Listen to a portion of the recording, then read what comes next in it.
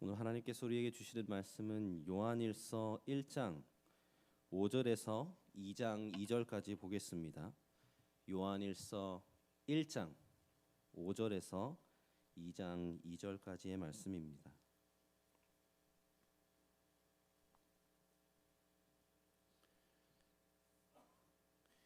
요한일서 1장 5절 2장에서 2절까지입니다. 다 찾으신 분들, 가능하신 분들은 하나님을 경외하는 마음으로 다 함께 일어나셔서 말씀 봉독하겠습니다. 저희 한 절씩 교독하고 2장 2절은 합독하겠습니다. 제가 먼저 읽겠습니다. 우리가 그에게서 듣고 너희에게 전하는 소식은 이것이니 곧 하나님은 빛이시라. 그에게는 어둠이 조금도 없으시다는 것이니라.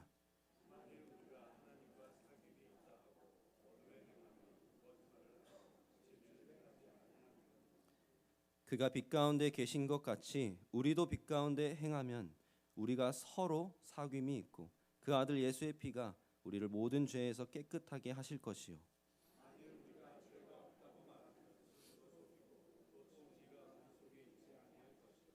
만일 우리가 우리 죄를 자백하면 그는 미쁘시고 의로우사 우리 죄를 사하시며 우리를 모든 불의에서 깨끗하게 하실 것이요.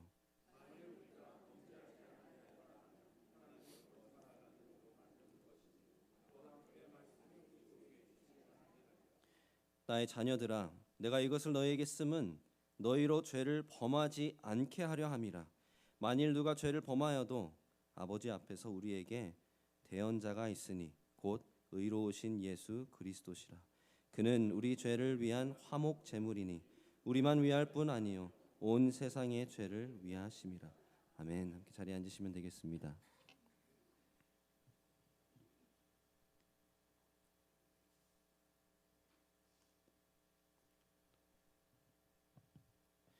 운전하실 때 핸들을 왼쪽으로 꺾음과 동시에 오른쪽으로 꺾을 수 있습니까?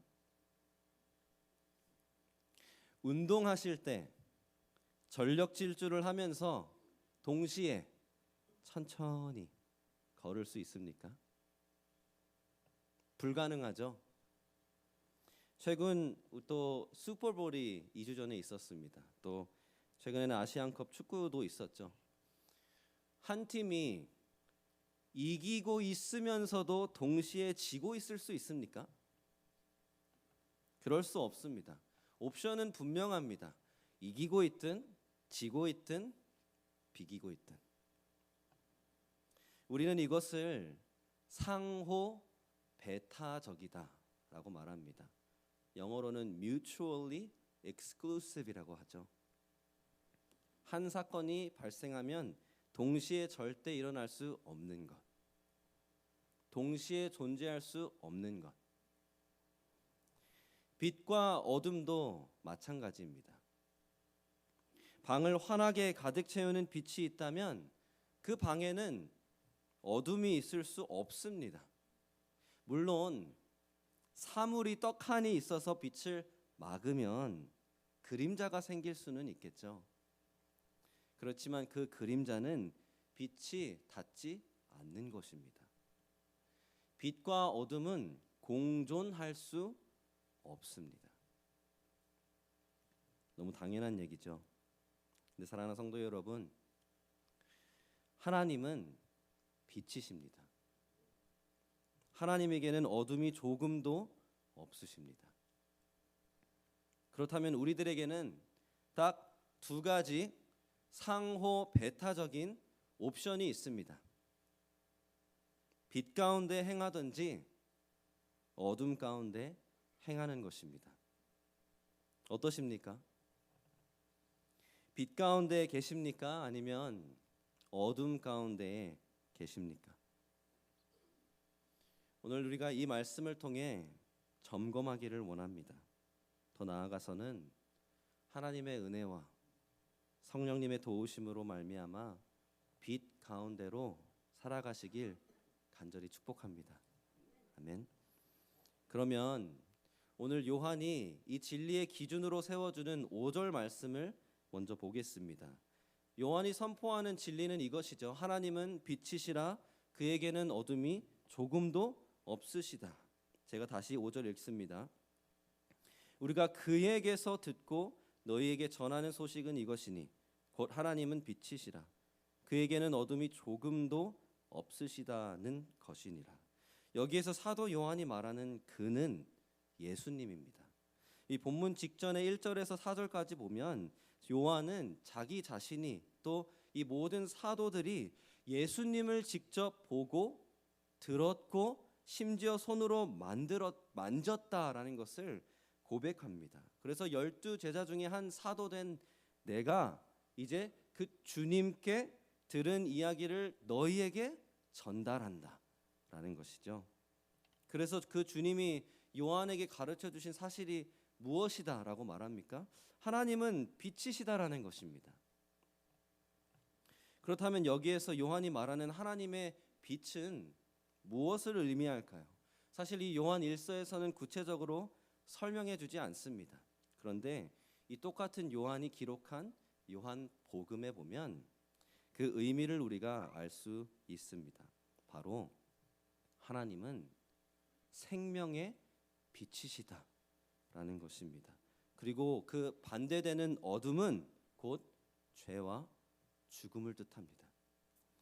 이 요한복음은 이 놀라운 사실로 시작하죠. 태초에 말씀이 계시니 하나님과 함께 계셨고 곧 하나님이셨다.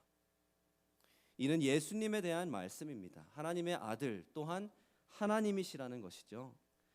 그렇게 해서 시작한 요한복음이 곧장 4절로 내려가 보면 이렇게 나와 있습니다. 그 안에 생명이 있었으니 이 생명은 사람들의 빛이라. 빛이 어둠에 빛이 돼 어둠이 깨닫지 못하더라. 그러니까 요한이 말하는 빛이신 하나님은 바로 생명의 빛이 되시는 하나님입니다.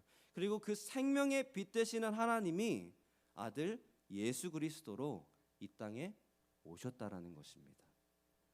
이제 저희가 잘 아는 요한복음 3장 16절 말씀으로 한번 가볼까요? 이렇게 나와 있습니다. 성경이 있으시면 같이 보면 좋겠습니다. 하나님이 세상을 이처럼 사랑하사 독생자를 주셨으니 이를 믿는 자마다 멸망하지 않고 영생을 얻게 하려 하심이라. 하나님이 그 아들을 세상에 보내신 것은 세상을 심판하러 하심이 아니요 그로 말미암아 세상이 구원을 받게 하려 하심이라. 그를 믿는 자는 심판을 받지 아니하는 것이요 믿지 아니하는 자는 하나님의 독생자의 이름을 믿지 아니하므로 벌써 심판을 받은 것이니라. 할렐루야. 우리를 구원하러 오신 주님을 찬양합니다. 근데 이 맥락을 기억하시면서 19절부터 다시 보십시오. 그 정죄는 이것이니 곧 빛이 세상에 왔으되 사람들이 자기 행위가 악함으로 빛보다 어둠을 더 사랑한 것이니라. 악을 행하는 자마도 빛을 미워하여 빛으로 오지 아니하나니 이는 그 행위가 드러날까 하며 진리를 따르는 자는 빛으로 오나니 이는 그 행위가 하나님 안에서 행한 것임을 나타내려 함이라 하시니라. 생명의 빛이신 하나님이 어둡고 패역하고 죽음으로 덮인 이 세상을 구원하시려고 이 땅에 오셨습니다. 그 빛으로 나오면 구원과 영생을 얻습니다. 하지만 어둠을 사랑하여서 그 가운데 숨어버리면 정죄함이 있다는 것이죠. 왜 어둠을 사랑한다고 고백합니까? 말합니까? 악을 행하기 때문이다. 죄 때문입니다. 그러니까 옵션은 딱 두 가지입니다. 빛, 죄사함, 영생, 아니면 어둠, 죄, 죽음입니다. 그래서 오늘 본문 가운데 요한복음에서 이것을 이미 가르친 요한이 이 요한 1서에서는 거두절미하고 선포하는 것입니다. 하나님은 빛이시라. 그에게는 어둠이 조금도 없으시다. 그렇다면 제가 다시 한번 여쭤보겠습니다. 빛 가운데 계십니까? 아니면 어둠 가운데 계십니까? 사도 요한이 이제 이 진리를 확증시키고 나서 이 진리를 토대로 우리들을 시험합니다. 그 시험은 바로 이것입니다. 한번 확인해 볼까요? 어둠 가운데 행하십니까? 아니면 빛 가운데 행하십니까? 6절부터 함께 보겠습니다. 만일 우리가 하나님과 사귐이 있다 하고 어둠에 행하면 거짓말을 하고 진리를 행하지 아니하미거니와 그가 빛 가운데 계신 것 같이 우리도 빛 가운데 행하면 우리가 서로 사귐이 있고 그 아들 예수의 피가 우리를 모든 죄에서 깨끗하게 하실 것이요. 옵션은 두 가지입니다. 극명하긴 아닙니다. 만일 하나님을 아노라 그분과 사귐이 있다고 말은 하지만 어둠에 행하면 거짓말을 하는 것이다라고 말하죠. 진리를 행하는 것이 아니다. 여기서 말하는 사귐은 우리가 잘 아는 코이노니아라는 단어입니다. 일심동체. 하나님을 안다고, 빛이신 하나님을 안다고 말은 하지만 어둠 가운데 살아가면 하나님과 일심동체가 될 수 없겠죠. 거짓말이라는 것입니다. 그런데 생명의 빛이신 하나님과 하나가 되지 못하면 그것은 곧 죽음을 의미합니다. 이 두 키워드를 꼭 기억해 주십시오. 죽음, 거짓말. 그 반대로 7절을 보십시오. 하나님이 빛 가운데 계신 것 같이 우리도 빛 가운데 행하면 이라고 말하죠. 그런데 여기에서 우리가 생각하기로는 그러면 하나님과 사귐이 있다라고 말할 것 같은데 요한은 그렇게 말하지 않고 무엇이라고 말합니까? 우리가 서로 사귐이 있다 말합니다. 왜 그럴까요? 어둠을 말할 때는 하나님과 사귐이 없다고 했는데 왜 빛을 말할 때는 서로와 사귐이 있다고 말했을까요? 그 이유는 간단합니다. 요한의 눈에는, 성경의 눈에는 그 두 개가 분리되지 않기 때문에 그렇습니다. 요한일서 1장 3절에 보시면 이렇게 나와 있습니다. 우리가 보고 들은 바를 예수 그리스도를 너희에게도 전함은 너희로 우리와 사귐이 있게 하려 함이니 그런데 우리의 사귐은 아버지와 그의 아들 예수 그리스도와 더불어 누림이라. 예수 그리스도를 너희에게 전함은 우리와 사귐이 있게 하려는 것이다. 사람들입니다. 요한을 포함한 신자들을 말하는 것이죠. 그런데 우리의 사귐으로 초대하고 싶은 이유가 뭡니까? 우리의 사귐은 하나님과의 사귐이기 때문이다 라는 것입니다. 성경은 절대로 그것을 분리하지 않습니다. 하나님과의 진정한 사귐은 반드시 진짜 그리스도인들과의 사귐으로 나타나게 되어 있습니다. 왜 그렇습니까? 우리 그리스도인이 된 순간 예수 그리스도와 연합하는 것뿐만 아니라 그리스도의 몸된 교회에 들어가게 됩니다. 전 세계 각국에 있는 모든 그리스도 안에서 형제 자매된 사람들과 사귐이 생긴 것입니다. 그리고 구체적으로는 이제는 우리의 눈에 보이고 만지고 할 수 있는 가시적인 이 사귐의 공동체가 바로 이 지역 교회입니다. 양옆에 계신 분들은 한번 보실까요? 나랑 사귀어 주셔서 감사합니다.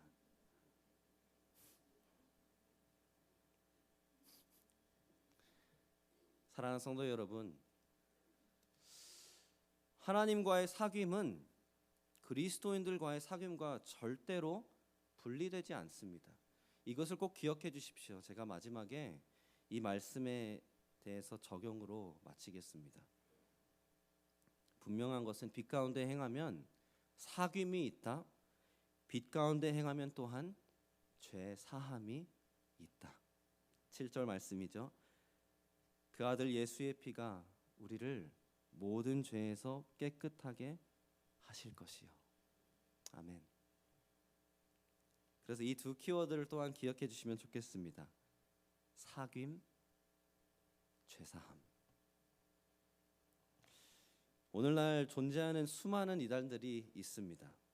신천지, 통일교, JMS, 구원파. 감사하게도 최근에는 이 이단들의, 특히 한국에 있는 이단들의 실상이 낱낱이 드러났죠. 그런데 이 이단들은 내가 하나님이다, 내가 예수다, 우리 이단에 가입해야만, 믿어야만 구원받을 수 있다 말합니다. 그런데 사실 초대교회 상황도 마찬가지였습니다.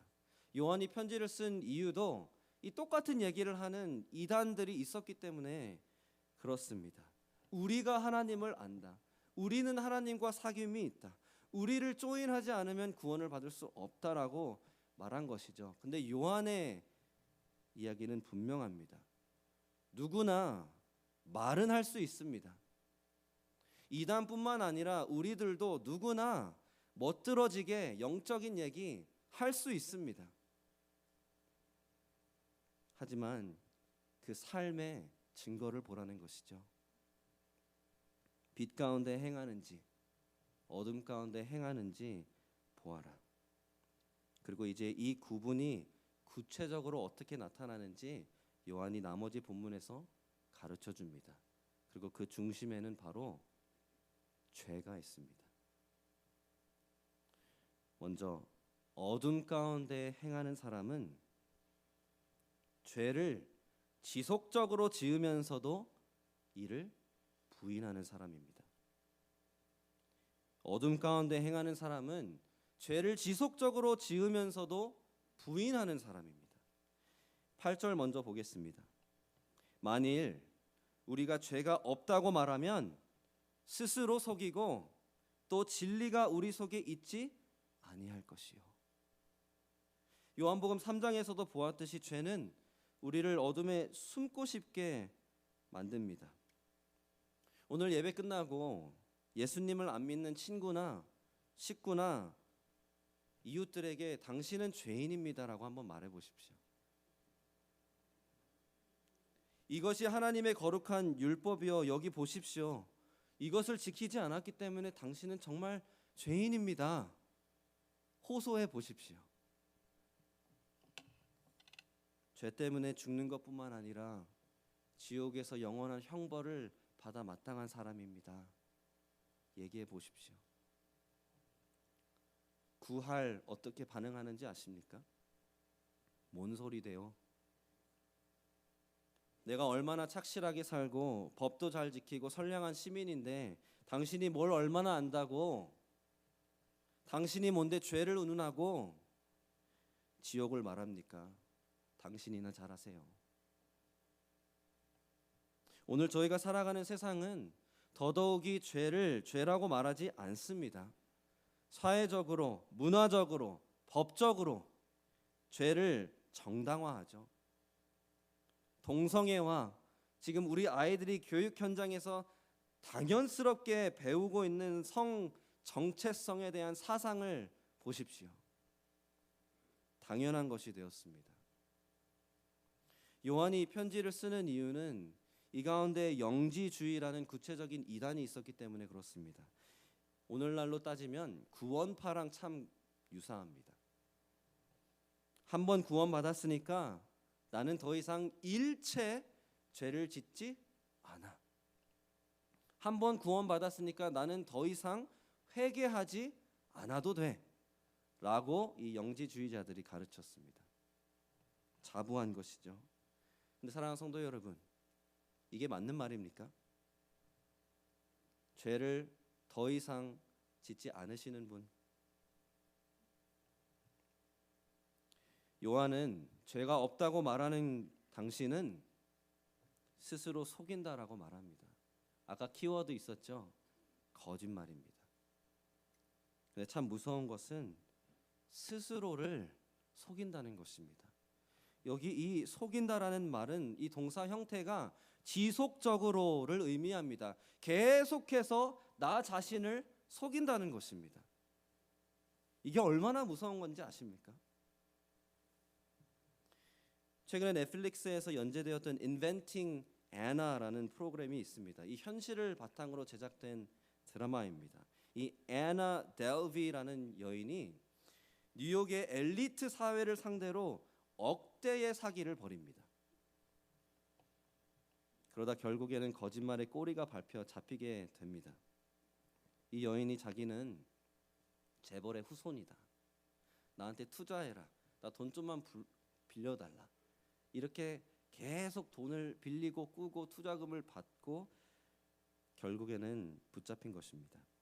그런데 참 신기하게 이 여인이 이 뉴욕타임스 이 인터뷰하면서 소송 당시에 이렇게 말했습니다. 나는 정말 하나도 안 미안합니다.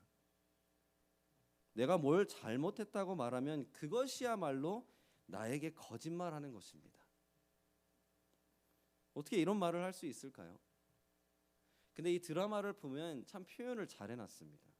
이 여인이 표정 하나 안 바뀌고 계속 거짓말합니다. 나중 가면은 진짜 자기가 재벌의 후손이라고 착각하는 것 같습니다. 사랑하는 성도 여러분, 한번 스스로 속이기 시작하면 끝도 없습니다. 나중에는 그게 진짜라고 믿는 사람들이 있습니다. 그런데 죄는 우리를 그렇게 만듭니다. 이 슬라이드가 하나 있는데요. 성경은 죄에 대해서 수도 없이 경고합니다. 디모데전서 4장 2절에 보시면 죄는 우리 양심을 불로 지진다 말합니다. 그게 무슨 말인지 아십니까? 양심의 가책을 느끼지 못하도록 무뎌지게 한다는 것입니다. 에베소서 4장 18절 말씀에 보면 죄는 총명을 잃게 하고 마음을 굳어지게 한다고 합니다. 느끼지 못하는 것입니다. 예레미야 17장 9절에 보면 우리 마음은 만물에서도 가장 부패하고 간사한 것이다라고 말합니다. 아까 본 요한복음 3장 말씀에서 죄는 우리를 어둠 속에 숨고 싶게 만듭니다. 이것이 죄에 대한 우리의 경고입니다. 죄는 이토록 심각한 것입니다. 참 아이러니하죠. 죄를 지었는데 죄가 없다고 말합니다. 어떠십니까? 나의 죄를 인지하며 살아가십니까? 마지막으로 내 마음과 언행을 이 말씀의 기준으로 점검해 보신 적이 언제십니까? 마지막으로 정말 애통해하고 상한 심령으로 회개한 적은 언제십니까?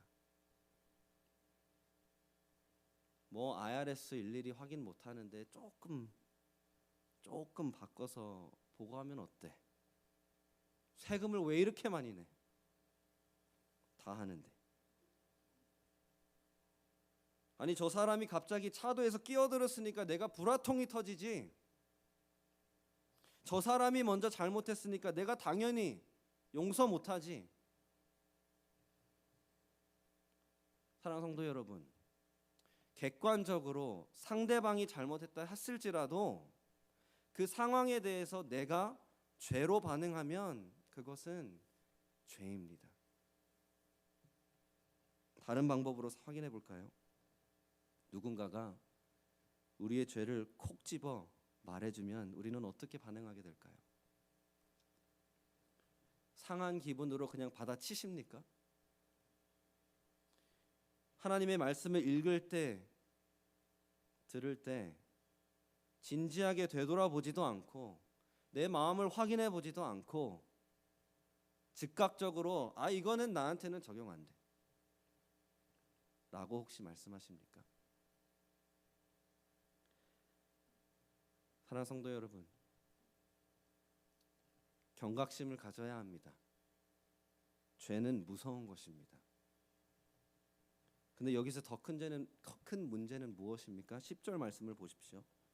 만일 우리가 범죄하지 아니하였다 하면 하나님을 거짓말하는 이로 만드는 것이니 또한 그의 말씀이 우리 속에 있지 아니하니라. 하나님을 거짓말하는 이로 만든다. 이것이야말로 이단입니다. 하나님은 거짓말을 하실 수가 없습니다. 하나님은 진리 그 자체이신데.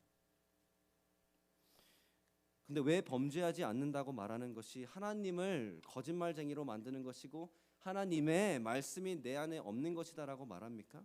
하나님께서 말씀하셨기 때문에 그렇죠. 로마서 3장 23절 말씀 무엇이죠? 모든 사람이 죄를 범하였음에.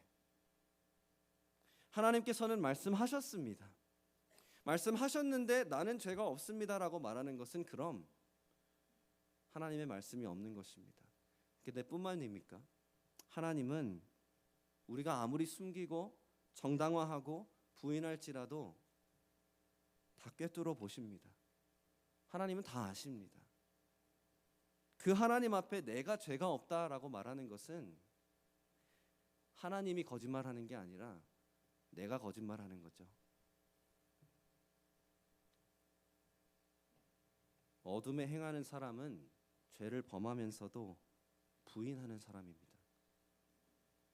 이것이 지속되면 정말 위험합니다. 이게 지속되면 죽고 멸망할 수밖에 없는 사람, 하나님과 사귐이 없는 사람이라는 것을 몸소 보여주는 꼴입니다. 사랑하는 성도 여러분, 단도직입적으로 여쭤봅니다. 어둠 가운데 행하고 계시지는 않으십니까?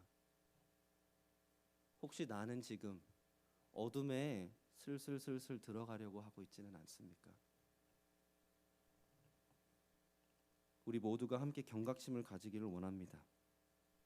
오늘 이 말씀을 들으면서도 마음을 닫지 마시기를 바랍니다. 불편하시죠? 어렵습니다. 말씀을 전하는 저도 무겁습니다. 그렇다고 해서 이 말씀에 우리의 마음을 닫아버리면 안 됩니다. 두렵고 떨리는 마음으로 죄에 대한 나의 태도를 하나님 앞에 점검하시기를 축복합니다. 그리고 어둠이 계심을 확인하신다면 빛으로 나오시기를 축복합니다. 어떻게 하면 빛으로 나올 수 있습니까? 무엇이 빛으로 행하는 삶입니까? 바로 지속적으로 죄를 고백하고 죄를 죽이는 것입니다. 다음 슬라이드 보여주시겠어요? 빛으로 행하는 것은 지속적으로 죄를 고백하고 지속적으로 죄를 죽이는 것입니다. 9절 말씀 보겠습니다. 만일 우리가 죄를 자백하면 이라고 말하죠. 빛으로 행한다는 것은 죄가 없는 것을 말하는 것이 아닙니다. 눈여겨보십시오. 요한은 그 사실을 압니다. 이 죄가 없는 완벽함은 예수님만 가능하셨지 우리는 결코 가능하지 않습니다. 예수님 돌아오시는 그날에 부활하여서 그때는 우리가 죄가 없습니다. 하지만 그때까지는 계속해서 죄를 짓습니다. 그래서 요한은 만일 우리가 죄를 자백하면 이라고 하는 것이죠. 여기에서도 지속적으로 행한다는 동사의 형태입니다. 죄를 범할 때마다 죄를 인정하는 것입니다. 죄를 범할 때마다 끄집어내어서 시인하는 것입니다. 때로는 이것이 참 부끄럽고 고통스러운 일일 수 있습니다. 죄를 고백하는 것이 쉬운 일이 아니죠. 근데 사랑하는 성도 여러분, 죄를 고백하는 것은 정말 아름답고 복된 것입니다. 왜 그렇습니까? 이 9절 말씀을 계속 보십시오. 우리 죄를 자백하면 그는 미쁘시고 의로우사 우리 죄를 사하시며 우리를 모든 불의에서 깨끗하게 하실 것이요. 아멘. 여기에서 하나님이 미쁘시다라는 것은 항상 매번 죄를 사하신다는 것입니다. 매번 정결하게 씻어주신다는 것입니다. 여기에서 하나님이 의로우사라는 것은 매번 그렇게 사해 주셔도 하나님은 공평하신 분이시다 라는 것입니다. 이게 어떻게 가능합니까? 솔직히 우리도 솔직하다면 내가 자꾸 죄에 넘어지니까 하나님 앞에 나아갈 수 없을 것 같고 수치스럽고 죄송스럽고 배은망덕한 것 같은데 저희가 얼마나 죄를 많이 범합니까? 반복적으로 범하지 않습니까? 근데 정말 매번이요? 그렇게 매번 용서해 주셔도 하나님께서는 공평하시답니다. 이게 어떻게 가능할까요? 2장 1절을 한번 보시길 바랍니다. 하반부부터 읽습니다. 만일 누가 죄를 범하여도 아버지 앞에서 우리에게 대언자가 있으니 곧 의로우신 예수 그리스도시라. 그는 우리 죄를 위한 화목 제물이니 우리만 위할 뿐 아니요 온 세상의 죄를 위하심이라. 할렐루야. 이 사순절 기간 이 예수님이 행하신 놀라운 그 기적을 우리는 묵상하는 것 아닙니까? 미쁘시고 의로우신 하나님이 우리를 매번 공평하게 용서하실 수 있는 이유는 예수님 때문입니다. 예수님이 우리의 대언자 되십니다. 법정을 생각해 보십시오. 혐의가 분명한 죄인이 저기 앉아 있습니다. 우리를 꿰뚫어 보시고 심판하시는 하나님이 심판대에 앉아 계십니다. 검사 측은 원수 사탄입니다. 우리의 죄를 낱낱이 드러낼 증거가 있고 계속해서 소리칩니다. 저 보십시오. 저 죄인입니다. 심판하십시오. 그런데 예수님이 우리를 변호하십니다. 그리고 매번 이기십니다. 혐의가 있는데 예수님은 매번 이기십니다. 이게 어떻게 공평하죠? 왜냐하면 예수님이 또한 우리를 대속하셨기 때문에 그렇습니다. 화목 제물이다. 죄를 위한 화목 제물이다. 요한이 선포하죠. 사랑하는 성도 여러분, 이것이 우리가 믿는 복음 아닙니까? 하나님이신 예수님이 인간이 되셔서 이 땅에 오셨습니다. 죄가 없는 완벽한 의를 이루시면서 사셨습니다. 그럼에도 불구하고 우리의 모든 죄를 짊어지시고 십자가에 매달려 보혈을 흘리시고 죽으셨습니다. 그리고 3일 만에 부활하셨습니다. 믿으시면 아멘. 하나님께서는 우리가 마땅히 치러야 했을 그 죄값을 당신의 아들 예수 그리스도에게 감당하게 하신 것입니다. 그 모든 진노를 예수님께 쏟아 부으신 것입니다. 그래서 이 복음을 듣고 회개하면, 회개가 무엇이죠? 나의 죄를 시인하고 용서해달라고 말하며 돌이켜 예수 그리스도를 보며 나의 죽으시고 부활하신 구원자 주님이십니다 라고 믿으면 하나님께서는 우리의 죄를 사해 주십니다. 우리에게 영원한 생명을 주십니다. 믿으시면 아멘. 이것이 우리 성도님들이 믿으시는 복음입니까? 할렐루야. 예수님 때문에 우리는 하나님과 화목하게 된 것입니다. 예수님 때문에 거룩하신 하나님과 빛이신 하나님과 하나가 될 수 있는 것입니다. 그래서 공평한 것입니다. 그래서 매번 용서하실 수 있는 것입니다. 예수님이 다 감당하셨습니다. 청교도 신학자이자 목회자인 리처드 씹스가 이런 명언을 남겨주었습니다. There's more mercy in Christ than sin in us. 우리 안에 있는 죄보다 그리스도 안에 있는 자비가 더 크다. 사랑하는 성도 여러분, 그래서 우리는 죄를 숨길 필요가 없습니다. 그것만큼 미련한 것이 없습니다. 그러지 마십시오. 죄는 숨기면 양심의 가책을 무뎌지게 하고 나의 마음을 굳어지게 합니다. 죄를 내버려 두면 우리는 죽습니다. 죄를 고백하시고 죄사함을 받으시기를 축복합니다. 그리고 10절 끄트머리에 요한이 이렇게 말하죠. 우리만 위할 뿐 아니요 온 세상의 죄를 위하심이라. 사랑하는 성도 여러분, 이래서 우리는 복음을 전해야 하는 것입니다. 부모님들, 할아버지 할머니들, 자녀와 손주들에게 복음을 전해 주십시오. 친구들에게, 남편에게, 아내에게 복음을 전하십시오. 친구들, 직장 동료들, 거리의 행인들, 열방의 족속들 다 어둠 가운데 살아갑니다. 이 생명의 빛 되신 예수님이 절실히 필요합니다. 복음을 전하십시오. 그것이 바로 생명의 빛 되신 예수님을 그들의 삶 가운데 환하게 비춰주는 것입니다.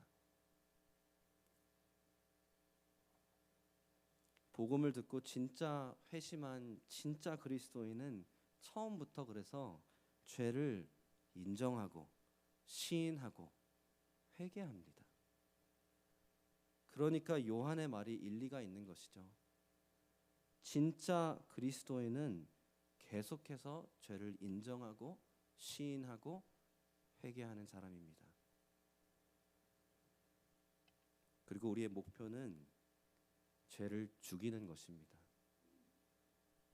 요한이 이렇게 편지를 기록한 이유를 설명해 주죠. 2장 1절 초반부를 보시면 나의 자녀들아 내가 이것을 너희에게 씀은 너희로 죄를 범하지 않게 하려 함이라.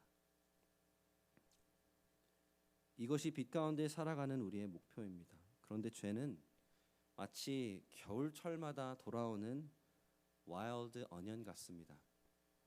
여름철의 잡초와도 같습니다. 뿌리채 뽑은 것 같은데 여기 뽑으면 저기 나 있고 저기 뽑으면 저기 나 있습니다. 약을 뿌려서 씨를 말리려고 하는데 어디서 어떻게 왔는지 모릅니다. 그래서 우리는 이 죄를 계속해서 죽여야 하는 것입니다. 또 청교도 신학자이자 목회자 존 오웬은 죄 죽이기라는 책을 썼는데요. 거기에서 이러한 명언을 남겨줍니다. Be killing sin, or sin will be killing you. 죄를 죽여라 아니면 죄가 너를 죽일 것이다. 사랑하는 성도 여러분, 하나님은 빛이십니다. 그리고 하나님은 우리를 그 빛으로 초대하십니다. 이것이 놀라운 하나님의 은혜입니다. 진짜 그리스도인은 이것을 이미 경험한 사람입니다. 하나님의 그 빛은 더 이상 우리를 태워서 죽이는 것이 아니라 우리를 따스하게 감싸주는 생명의 빛입니다. 그렇다면 지금 어디에 계십니까? 죄를 범하면서도 부인하시겠습니까? 아니면 죄를 범하여도 고백하고 죄사함을 받아 하나님을 누리시겠습니까? 빛 가운데 사시기를 축복합니다. 주님 앞에 죄를 낱낱이 고하시기를 축복합니다. 더 나아가서는 사랑하는 성도님들, 형제 자매 서로에게도 죄를 자백하시기를 축복합니다. 사실 이것이 오늘 본문이 참 어려운 이유 중에 하나입니다. 죄를 자백한다는 이 개념이 오늘 본문 구절을 제외하고 신약 성경에 딱 4번만 등장합니다. 그런데 다 하나같이 공적으로 죄를 자백하는 장면입니다. 그중 가장 직접적인 것은 야고보서 5장 16절입니다. 한번 띄워봐 주시겠어요? 그러므로 너희 죄를 서로 고백하며.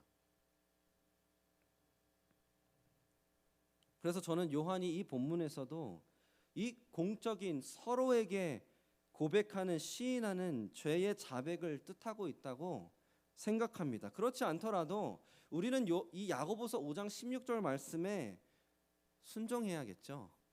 그런데 왜가 중요합니다. 왜 그럴까요? 서로에게 왜 우리의 죄를 자백해야 합니까? 아주 간단합니다. 우리는 형제 자매의 교회에 도움이 필요하기 때문에 그렇습니다. 나는 숨으려고 하고 정당화하려고 하고 부인하려고 할 때가 있습니다. 나조차도 속일 때가 있습니다. 그러면 나는 어떡합니까?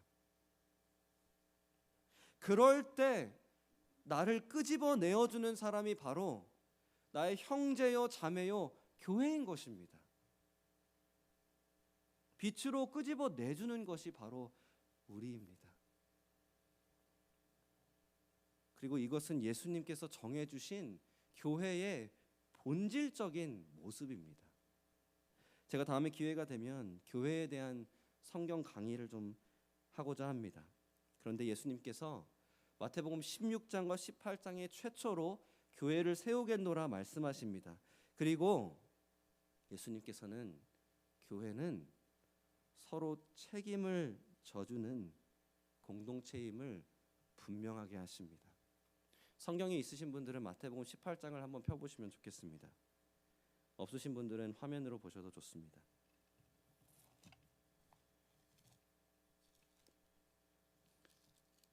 마태복음 18장 15절부터 제가 읽겠습니다. 내 형제가 죄를 범하거든 가서 너와 그 사람과만 상대하여 권고하라. 만일 들으면 네가 네 형제를 얻은 것이요, 만일 듣지 않거든 한두 사람을 데리고 가서 두세 증인의 입으로 말마다 확증하게 하라. 만일 그들의 말도 듣지 않거든 교회에 말하고 교회의 말도 듣지 않거든 이방인과 세리와 같이 여기라. 진실로 너에게 이르노니 무엇이든지 너희가 땅에서 매면 하늘에서도 매일 것이요, 무엇이든지 땅에서 풀면 하늘에서도 풀리리라. 이 제도는 교회의 권징이라는 주님께서 주신 제도입니다. 근데 이 절차를 자세히 보십시오. 한 사람이 죄를 범하면 한 사람이 붙습니다. 회개하십시오. 돌아오십시오. 듣지 않으면 어떻게 합니까? 두세 사람이 달려붙습니다. 회개하십시오. 돌아오십시오. 그래도 듣지 않으면 어떡합니까? 교회에게 말하라고 합니다. 목회자, 안수 집사님들, 임원회가 아니라 TKBC 교인 전체 교회에게 말하라는 것입니다. 그래서 공개적으로 마지막으로 모든 사람들이 그 한 영혼을 두고 권하는 것입니다. 회개하십시오. 돌아오십시오. 그럼에도 불구하고 듣지 않으면 이방인과 세리와 같이 여기라 라고 하시는 것은 무엇인지 아십니까? 당신은 더 이상 우리와 사귐이 없습니다 하는 것입니다. 우리는 교회로서 당신이 그리스도인의 가장 기본적인 증거, 회개가 없음을 봅니다. 선을 긋는 것입니다. 언뜻 보기에는 너무하다고 말할 수 있습니다. 교회가 어떻게 누구를 안 받아주고 선을 긋습니까? 라고 말할 수 있습니다. 하지만 요한 1서에서도 말하죠.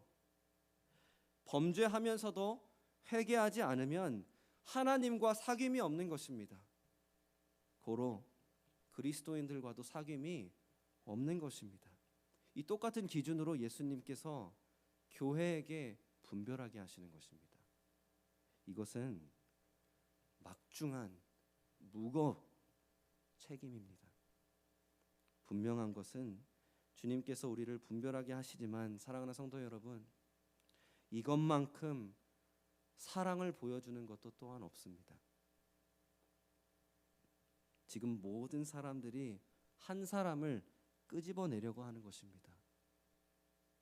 안 됩니다. 나오십시오.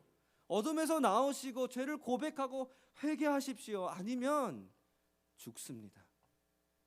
제 아이가 공 잡겠다고 큰 길로 달려가면 내버려두지 않습니다. 사랑해서 쫓아가지. 혼내서라도 정신 차리게 하지. 이거는 사랑해서 하는 것입니다. 교회의 권징은 분별하는 것도 목적이 있지만 분명한 목적은 회복입니다. 사랑하는 성도 여러분, 이 말씀 드리고 마칩니다. 진짜 그리스도인의 사귐은 서로의 영혼을 책임져 주는 것입니다. 이건 옵셔널이 아니라 교회의 본질입니다. 그렇다면 우리 TKBC는 어떻습니까? 우리 교회는 정말 다 함께 빛 가운데 살아가고 누구도 그 누구도 어둠에 내버려 두지 않는 교회입니까?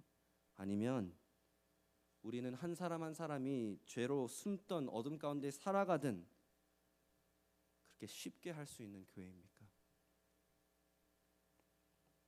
사랑하는 성도 여러분, 우리 TKBC 앞으로 죄가 숨을 공간이 없는 건강한 교회 되기를 간절히 원합니다. 누구 한 사람도 어둠에 숨을 수 없는 그런 건강한 교회로 세워나가시기를 축복합니다. 그렇게 세워나가 주시겠습니까?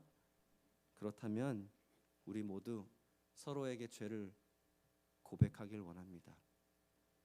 우리 수치와 부끄러움을 드러내야 할지라도 서로에게 진짜 영적인 돌봄을 받으시기를 축복합니다.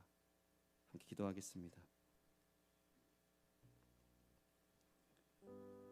이 시간 우리 다소 무거운 마음을 가지고 우리 스스로와 또 우리 교회를 위해 기도하길 원합니다. 하나님, 혹 죄로 인해 무뎌지고 굳어진 마음이 있다면 불쌍히 여겨 주시옵소서. 하나님, 성령님의 도우심으로 말미암아 이 시간 저를 어둠에서 끄집어내 주시옵시오. 하나님의 그 생명의 빛으로, 죄 사함의 빛으로 나아가게 도와주시옵소서. 그렇게 기도하시기를 바랍니다. 또 두 번째, 하나님, 우리 교회 정말 빛의 공동체 되게 하여 주시옵소서. 남을 서로를 내버려 두는 것이 아니라 끝까지 책임져 주는, 정말 어렵고 불편한 대화가 오고 가더라도 영적으로 돌보아 주는 그러한 교회 되게 해달라고 함께 교회를 위해서 함께 기도하겠습니다. 함께 기도하겠습니다. 사랑하는 주님, 이 시간 성령으로 말미암아 이 자리에 있는 하나님의 참 백성들에게 이 은혜를 베풀어 주시옵소서. 하나님, 우리의 죄를 책망하시는 성령님께서, 우리보다 먼저 근심하시는 성령님께서 이 시간 우리 가운데 숨어있는 죄가 있다면, 하나님, 우리가 간사하여서 숨으려고 하는 모습이 있다면, 하나님, 우리가 굳어진 모습이 있다면, 하나님, 이 시간 우리를 불쌍히 여겨 주시옵소서. 하나님, 우리가 어둠에 숨지 않게 하여 주시옵소서. 우리를 어둠에 내버려 두지 말아 주시옵소서. 하나님, 우리가 다시 한번 빛으로 행하게 도와주시옵소서. 하나님, 우리가 우리의 죄를 낱낱이 주님 앞에 고백하기를 원합니다. 하나님, 제가 인지도 하지 못하는 죄가 있다면 이 시간 찔리게 하여 주셔서 낱낱이 고백하고 낱낱이 자백하며 하나님 앞에 철저히 회개할 수 있도록 도와주시옵소서. 우리의 죄를 늘 사해 주시는, 매번 용서하시고 안아주시는 그 하나님의 생명의 빛을 바라보며 하나님, 그 은혜를 입는 자들이 될 수 있도록 도와주시옵소서. 하나님, 우리를 내버려 두지 말아주시옵소서. 하나님, 이 순간에도 우리의 죄를 닫고 숨기려고 한다면 우리를 불쌍히 여겨주시옵소서. 아버지 하나님, 우리 또한 그러한 교회 되기를 원합니다. 죄가 숨을 수 없는 교회, 죄가 절대로 숨을 수 없는 교회, 다 함께 빛으로 나아가기를 힘쓰는 교회, 그러한 교회 되게 하여 주시옵소서. 그래서 서로에게 죄를 고백하며 서로의 영적 돌봄을 받으며 교회가 전체가 한 영혼을 위해서라도 달려들 수 있는 그러한 교회가 될 수 있도록 도와주시옵소서. 주여, 함께하여 주시옵소서.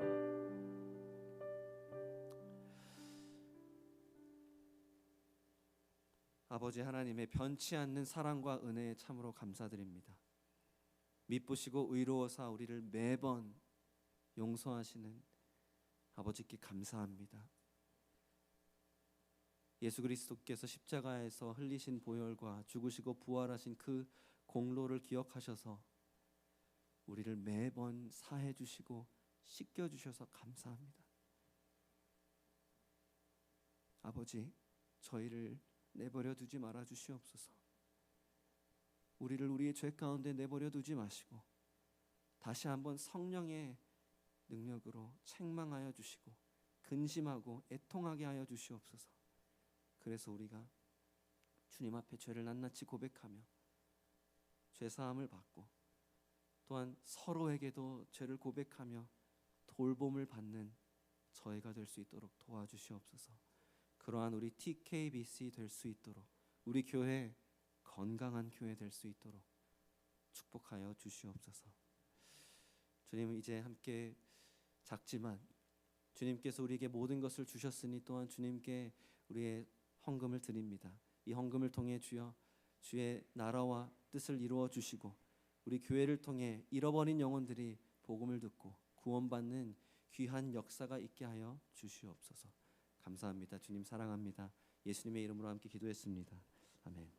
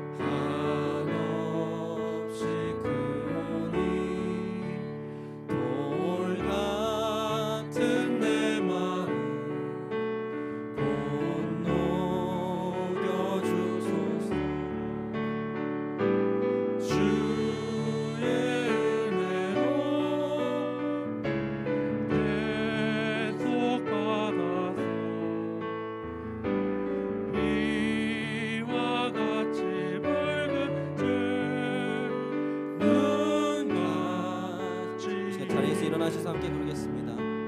내 마음이 약하여 늘 넘어지오니 주 예수 힘주사 굳세게 하소서. 주의 은혜로 받아서 비와 같이 붉은 죄 눈같이 이겼네. 죄 사함 받으니 새 사람 되어서 주 앞에 오는 날 늘 찬송하겠네.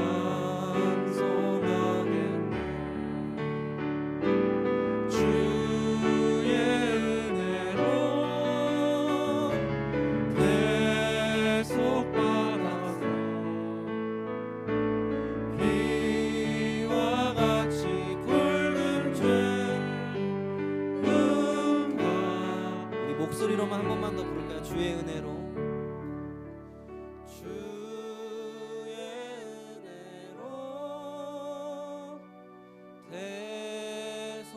대속받아서 비와 같이 눈같이 이겠네.